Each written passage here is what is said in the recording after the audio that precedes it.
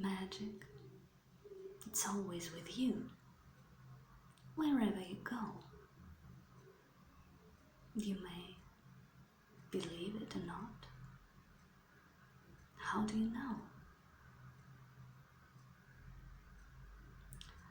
One sullen afternoon, I was going to meet a dear friend of mine, and I got to know that it wasn't that easy that day, and to my complete despair, it was impossible to see him even later and even speak to him on the phone. Frustrated and pretty much haywire, I made my way right to the underground. And hardly had I found the place, I fell down onto my seat, closed my eyes, dreaming of just one thing: to turn off and feel nothing till I reach my final point.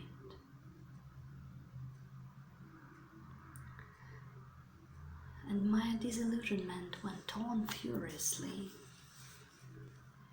as right at the next station, I was suddenly torn out of my gloomy dream by the loud claims that were coming from a ridiculously acting middle-aged man, fussing here and there through the carriage with glittering, disconnecting metal rings.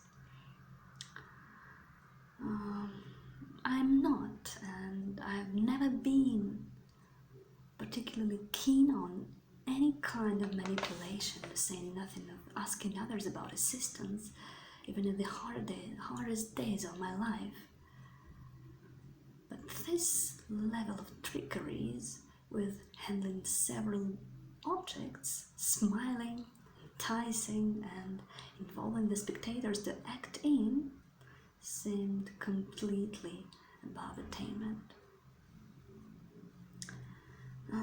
Just have I mentioned it, just have I thought of it, he stood right at my shoulder, handling me different props and a rope, and asking to cut it in a fictitious way with my fingers. As I did it, the rope slid away among his nails and turned into a few pieces of the bundle, so I could get to understand what had happened.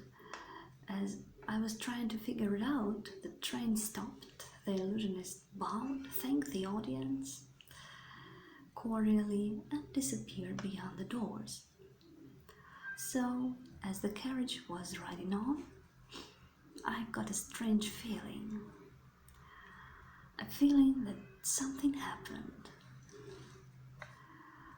I let my glancing eyes wander around the carriage, observing the fellow passengers who looked rather strange and weird, as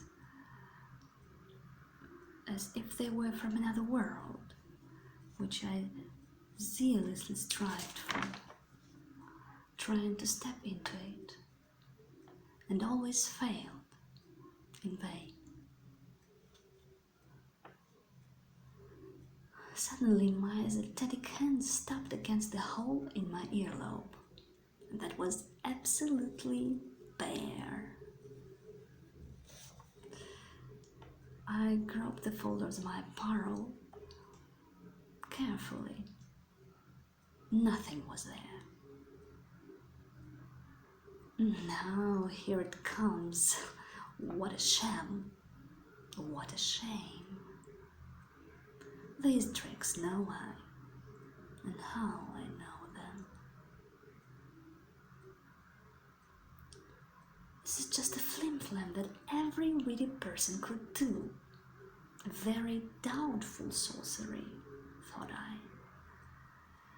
And with these thoughts, I led my way straight onto my destination. And when I reached already cursed all the dodgers and called to my mind all the tricksters, acrobats, stuntmen, and all kinds of illusionists and magic adherents I've ever met in my life before or could later possibly encounter. Well, it was a miserable feeling, twice sorrowful.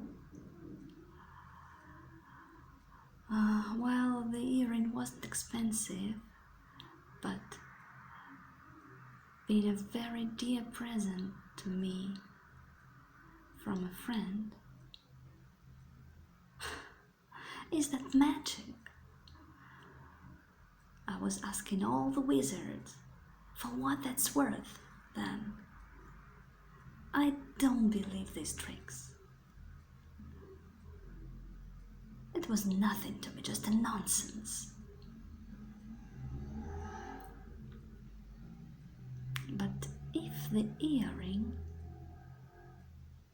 could appear now, here, without any special effects, any bangs or sparks, that would be the sort of magic I would believe.